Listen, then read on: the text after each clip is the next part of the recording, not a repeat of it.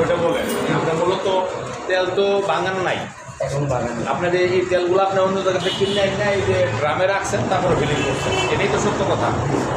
আপনার তো নিজস্ব মিল আছে, স্যার দামের কারণে মিল বন্ধ তো আপনার মেশিনও তো নষ্ট, মেশিন তো চলে না।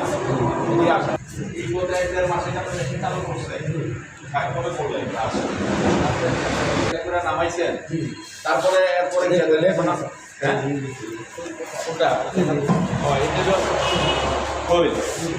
এইটুকু ফুল কি এখান থেকে বের হয়?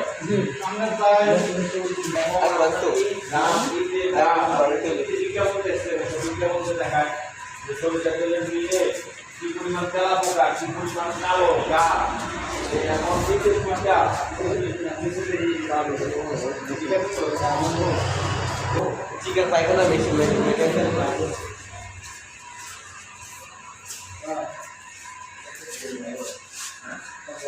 বড় বোতল পর্যন্ত যদি ধরলে নষ্ট হয়ে যায় এরকম কোনো অজুহাত দেওয়া যাবে না, তাহলে দোকানে আমি কেউ কখনো লাগাইতো না। বড় বড় যারা কারখানা আছে তারা লাগায় না, তাদেরটা নষ্ট হয় না।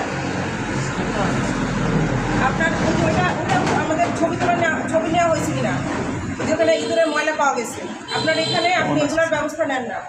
এইসব তেল আপনি মানুষকে খাওয়াচ্ছেন।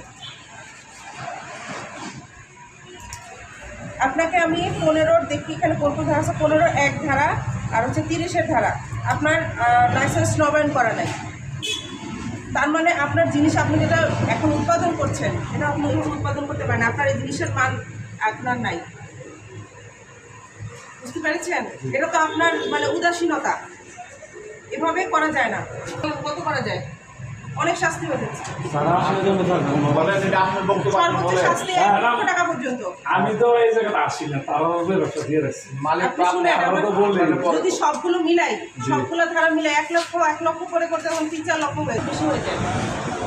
আমি যেহেতু আমার চোখে প্রথমবার পড়েছে, আমি আপনাকে সর্বনিম্ন শাস্তি দিলাম এবং সর্বনিম্ন শাস্তি হচ্ছে 25,000 টাকা অর্থ। এটা একেবারে প্রাথমিক।